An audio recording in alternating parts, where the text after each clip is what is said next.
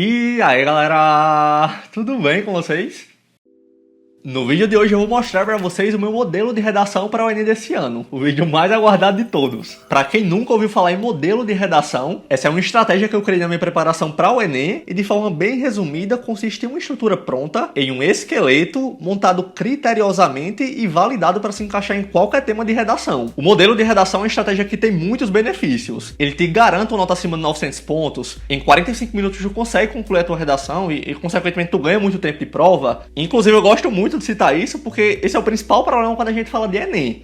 Tempo. O Enem é uma prova que é relativamente fácil. Uma prova que cobra pouquíssimos assuntos em muitas questões e que tem um padrão de questões que se repete a cada ano. No entanto, uma única coisa faz com que a prova seja o bicho de sete cabeças que ele é. O tempo. No Enem a gente tem um tempo muito reduzido para fazer uma prova que é grande, que é cansativa. E de longe esse é o principal benefício de se utilizar um modelo de redação. Com o modelo de redação tu ganha muito tempo de prova. Tempo esse que é decisivo para tu gabaritar a prova de linguagens e a prova de humanas. No entanto, galera, o que eu preciso deixar claro é que o uso de um modelo é uma estratégia. E toda estratégia tem fundamentos. Toda estratégia envolve muito tempo de estudo. Eu falo isso porque quando eu digo que com o modelo de redação tu vai garantir uma nota acima de 900 pontos, tu vai concluir a tua redação em menos de uma hora, parece realmente que é algo mágico. E não é, galera. Se tu apenas decora o modelo de redação meu e tenta adequar ele no dia da prova, grandes são as chances de que tu se perca. Eu falo isso porque lá no dia da prova tu vai precisar fazer com que essa estrutura se adeque ao tema da redação. E sem conhecimento tu não consegue fazer isso. Então para utilizar essa estratégia é fundamental que tu saiba escrever com perfeição uma redação da forma convencional. Só após dominar isso tu vai se dar bem com o modelo de redação. Eu sempre gosto de deixar isso muito claro porque muitas pessoas se apropriaram de uma estratégia que é minha para vender curso para aluno desesperado dizendo que é só decorar um texto e jogar na prova. E não é bem por aí, galera. Modelo de redação é uma estratégia para um aluno que estudou muito e não para um aluno que não estudou nada. Beleza? Então pronto, como eu citei no início do vídeo, para ajudar vocês a entender como se constrói um bom modelo e como aplica ele na redação do Enem, no vídeo de hoje eu vou mostrar para vocês o meu modelo de redação para o Enem 2022. Um modelo totalmente validado, que se encaixa em qualquer tema da redação e que tem todos os componentes necessários para garantir a nota 1000. Beleza? Então pega um papel e uma caneta e vamos embora pro vídeo.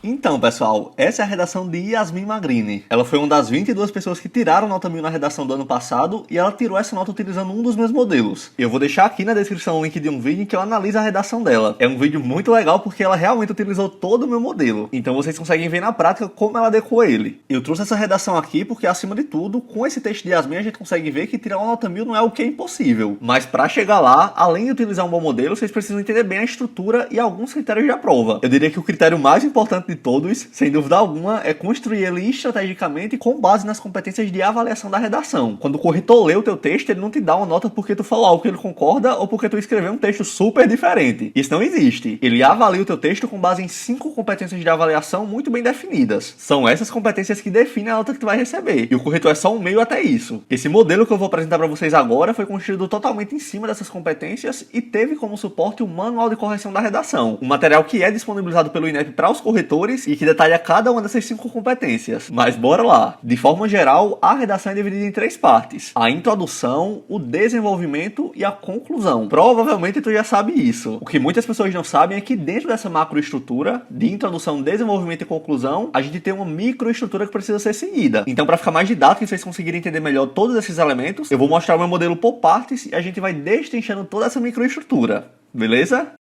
A gente vai começar falando da introdução. A introdução, como o próprio nome sugere, tem o intuito de introduzir a nossa opinião a respeito do tema da redação. Infelizmente, aqui também é onde a grande maioria das pessoas paralisam pelo simples fato de não saber como começar a redação. A introdução tem uma estrutura muito simples, composta basicamente por 3 partes: a contextualização, a tese e o encaminhamento argumentativo. É uma estrutura muito tranquila, só que deve ser muito bem construída, já que é aqui que o corretor tem um primeiro contato com o teu texto. Acima de tudo, a gente precisa entender que não é uma máquina que corrige a tua redação. O corretor é um ser humano. Então a forma como ele lê o teu texto vai mudar com base naquilo que tu apresenta para ele. Se tu apresenta uma introdução bem construída, inevitavelmente ele vai ler o teu texto com outro olhar. Porque de certa forma, no primeiro contato com o teu texto, tu já levantou as expectativas dele. Então eu sempre prezo pela construção da introdução realmente marcante. A primeira coisa que tu vai fazer na introdução, como eu falei, é a contextualização. Para fazer isso, a gente utiliza um repertório sociocultural. Uma citação de um filósofo, um dado, uma lei, um filme, um momento da história. Vale salientar que contextualizar tua opinião sobre o tema não é obrigatório. Se tu já quiser começar o texto com a tua opinião, tu pode. No entanto, 99,9% dos textos que tiraram nota 1000 começam com um repertório. E pra mim, essa é a estratégia de abertura mais efetiva de todas. Isso porque, além de pontuar na competência 2 de cara, tu mostra para o corretor uma maturidade textual. Tu mostra que sabe como construir um texto. E isso é muito importante. Para contextualizar a introdução desse meu modelo, eu utilizei o símbolo máximo de representação da nossa nação, a bandeira nacional brasileira. Entre os 4 símbolos oficiais do Brasil descritos na Constituição Federal, tá a bandeira nacional. Para quem não sabe, o Brasil já teve nada mais nada menos que 13 bandeiras. No entanto, a atual bandeira foi criada por Raimundo Teixeira Mendes e uma galera logo após um momento muito importante da nossa história: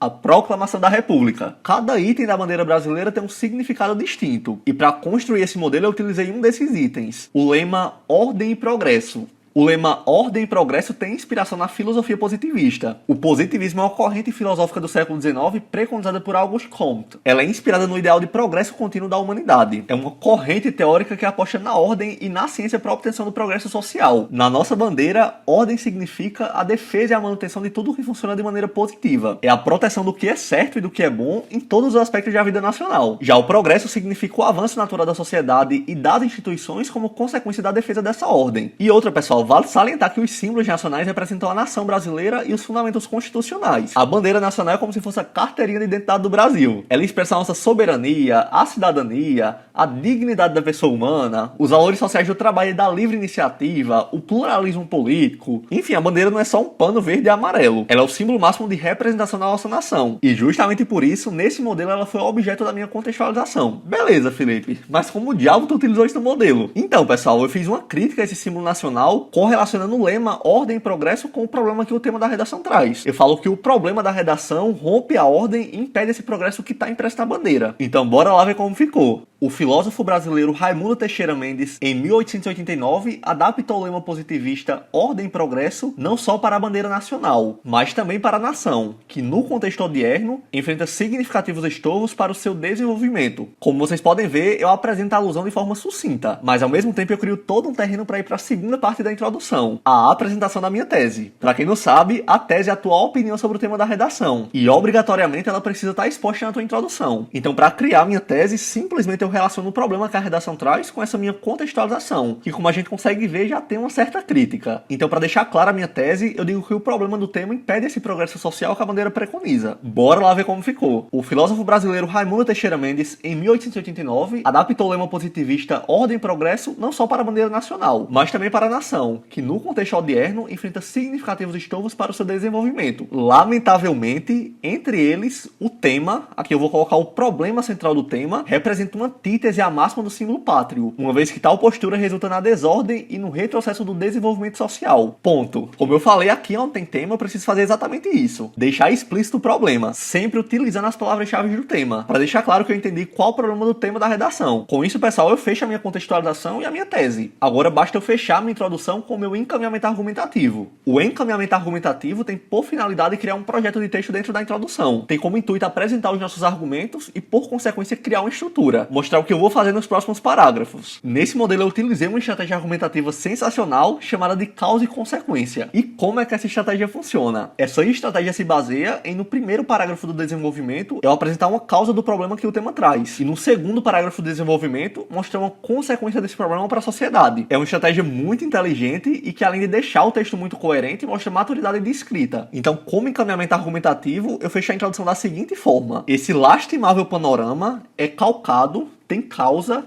na inoperância estatal e tem como consequência o argumento 2. Se vocês perceberem, eu fecho a minha introdução apresentando os dois argumentos que eu vou utilizar no desenvolvimento do meu texto. O argumento 1, que é uma causa que eu já deixei explícito aqui, a inoperância estatal, a falta de resolução por parte do governo, e o argumento 2, que vai ser uma consequência do problema e que eu vou escolher a depender do tema, como já a gente vai ver.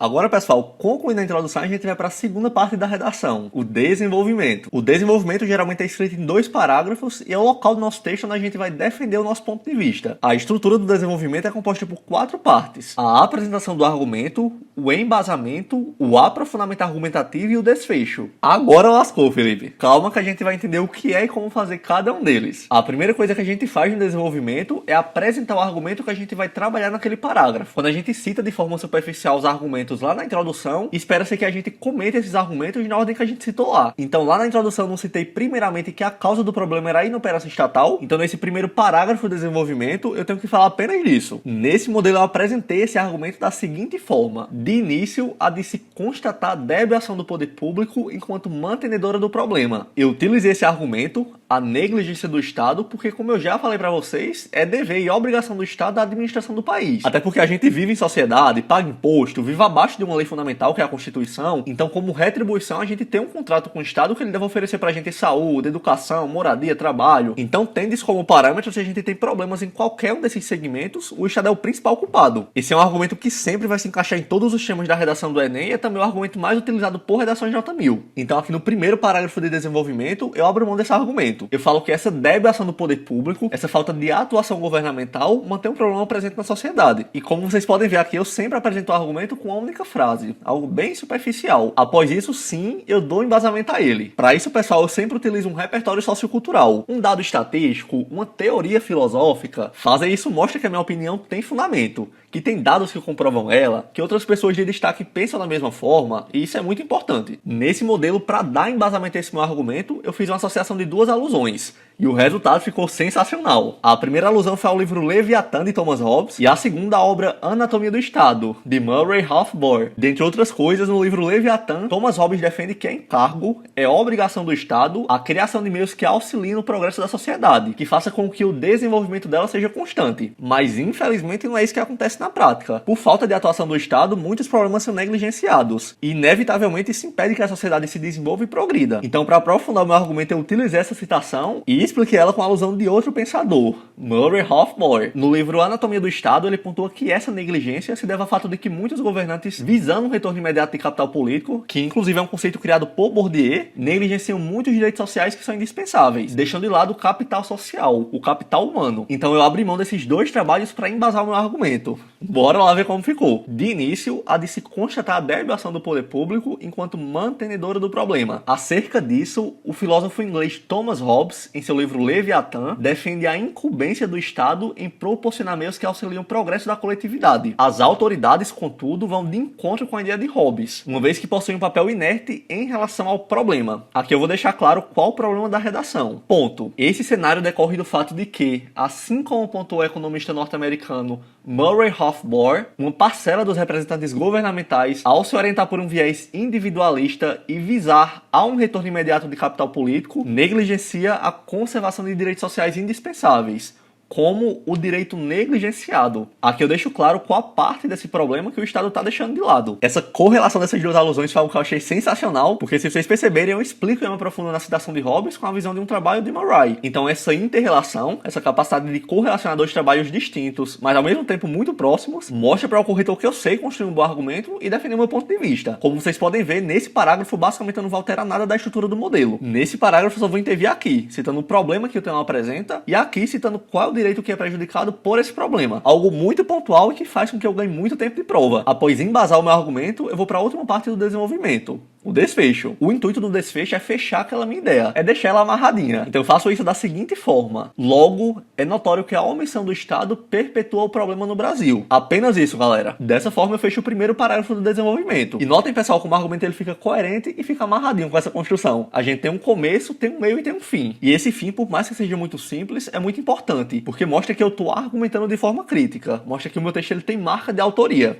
Com isso, a gente vai para o segundo parágrafo do desenvolvimento. Estruturalmente, o segundo parágrafo do desenvolvimento é idêntico ao primeiro. A gente vai ter a apresentação do argumento, o embasamento, o aprofundamento argumentativo e o desfecho. No entanto, galera, diferente do primeiro parágrafo, que como a gente acabou de ver, eu trago uma causa do problema, nesse segundo parágrafo eu vou apresentar uma consequência desse problema. Ah, Felipe, mas eu não posso colocar outra causa, não? Pode sim. Tu pode utilizar como argumento duas causas, duas consequências, consequência e explicação. No entanto, como eu expliquei para vocês lá na introdução, a estratégia argumentativa que eu utilizei nesse modelo foi a causa-consequência. Eu trouxe a causa no primeiro parágrafo e agora eu apresento uma consequência. Bora lá! Todo o tema da redação do Enem não é um problema? Então, ao ver o tema da redação, eu preciso pensar em algo muito simples. Qual é uma consequência desse problema para a sociedade? Não precisa ser algo fora da curva, algo diferentaço. Basta eu escolher uma consequência. Escolhi uma consequência... Pronto, eu utilizo como argumento para esse segundo parágrafo. Como é que fica isso na prática, Felipe? Por conseguinte, engendra-se cria-se, gera-se tal consequência. Aqui eu vou colocar o argumento 2. A consequência que aquele problema gera na sociedade. Após isso, eu vou embasar esse argumento. Para fazer isso, eu posso utilizar qualquer repertório sociocultural. Mas nesse parágrafo, eu sempre gosto e indico que vocês utilizem dados estatísticos. Percentuais, números. Utilizar esse tipo de dado faz com que a gente consiga ter uma visão melhor das coisas, além de mostrar para o corretor que tu tem conhecimento sobre aquela temática. Mas onde é que eu arrumo isso, Felipe? Para encontrar esse tipo de dado, tu vai utilizar os textos motivadores do Enem. Aquela proposta de tema, aqueles textos motivadores são recheados de dados quantitativos. Lembrando, pessoal, que não pode copiar o dado do jeito que tá lá. Se for pegar um dado do texto motivador, vocês precisam parafrasear. Como assim, Felipe?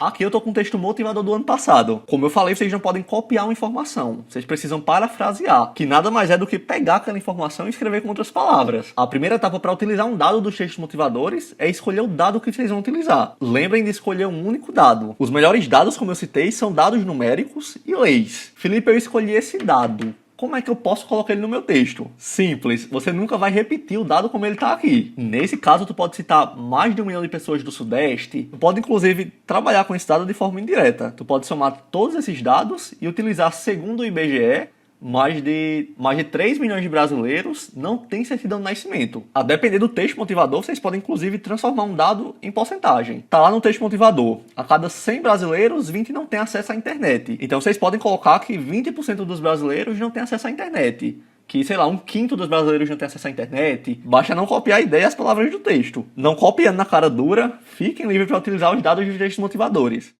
Mas bora voltar para cá. De acordo com, então vou citar um dado estatístico, vou citar um percentual, um dado descritivo se eu quiser, posso citar uma lei, posso citar qualquer outro repertório sociocultural. Enfim, eu vou citar o meu repertório aqui de forma bem pontual, diante de tal exposto, e vou aprofundar o meu argumento. Ou seja, eu apresentei o meu argumento, citei um dado para fortalecer ele, então basta eu aprofundar o meu argumento, deixar mais claro como aquele problema afeta a sociedade. Eu não preciso falar muito, 1 ou 2 frases já são mais do que suficiente, mas é fundamental que eu fale sobre aquela consequência. Aprofundei o meu argumento, deixei ele mais claro, eu venho e fecho o parágrafo com o seguinte desfecho. Logo, é inadmissível que esse cenário continue a perdurar. Simples e efetivo. Um desfecho que mostra claramente o meu ponto de vista e que faz com que o meu texto ele se torne opinativo. E não apenas um monte de dados e de informações comentadas. Se vocês perceberem, esse segundo parágrafo de desenvolvimento ele é bem mais aberto. E isso, galera, é proposital. Tem como intuito dar originalidade para o meu texto. Com um parágrafo mais aberto como a gente tem aqui, eu consigo trazer elementos bem mais próximos de cada tema e isso é muito importante para não deixar meu texto tão genérico.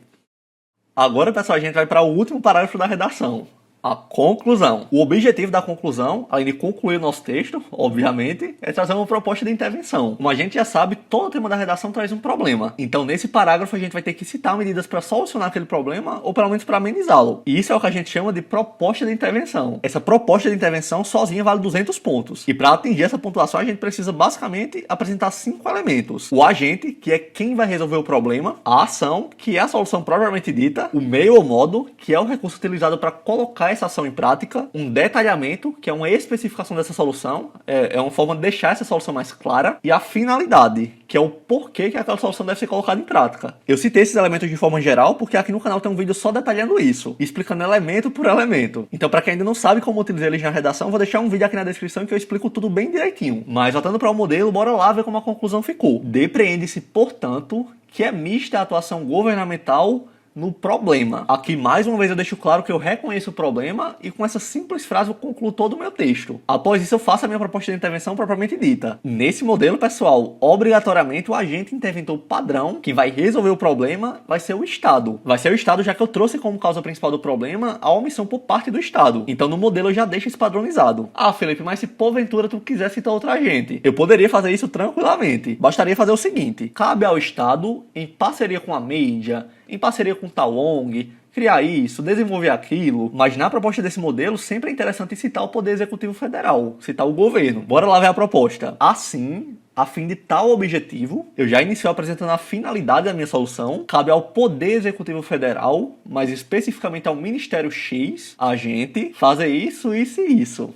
A minha ação. Bora lá com calma. Dos 5 elementos obrigatórios da proposta, nesse fragmento aqui eu já trouxe 4. Oxente, Felipe, por que 4? Se eu só tô vendo finalidade, agente e ação. Se vocês perceberem, eu inicio com a finalidade, depois eu trago o meu agente, que é o Poder Executivo Federal, e antes de citar a ação, ao citar o Poder Executivo Federal, eu já trago o meu detalhamento. Cabe ao Poder Executivo Federal, mais especificamente a tal ministério, fazer tal ação. Nesse modelo eu trabalho o meu detalhamento, que é um elemento obrigatório, em cima do agente. Portanto, a depender do tema, eu vou citar o ministério responsável por solucionar aquela questão. E como diabo é que eu vou saber isso, Felipe? Por meio dessa tabela. Se vocês perceberem, ela associa os ministérios com a sua respectiva função. Então basta eu entender qual a função de cada ministério e citar um com base no tema da redação. Com isso, galera, eu já tenho um detalhamento garantido. Claro, se eu não quiser fazer dessa forma, eu não preciso. Lembrem que o detalhamento da proposta de intervenção pode estar associado a qualquer um dos outros 4 elementos da proposta. Então, se eu não quiser detalhar o agente, basta detalhar outro elemento. Mas bora seguir. Assim, a fim de tal coisa, cabe ao Poder Executivo Federal, mais especificamente a tal ministério,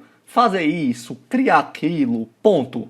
Tal ação deverá ocorrer por meio de e finaliza a minha proposta com o meu modo. Com isso, galera, a gente fecha os 5 elementos da proposta de intervenção e garante os nossos 200 pontos. Após citar a minha solução, eu fecho a minha redação de forma cíclica. Eu fecho o meu texto retomando o trabalho que eu utilizei lá na introdução. A bandeira nacional brasileira. Somente assim, com a conjuntura de tais ações, os brasileiros verão o progresso referido na bandeira nacional brasileira como uma realidade. Ponto. E assim a gente fecha o modelo. Um modelo muito bem escrito, que eu validei ao longo de todo o ano em mais de 100 temas e que encaixa em todos os temas de redação. Um modelo que é efetivo, bem embasado e que cumpre o objetivo dele. Ser um modelo que, se bem utilizado, me garanta nota 1000.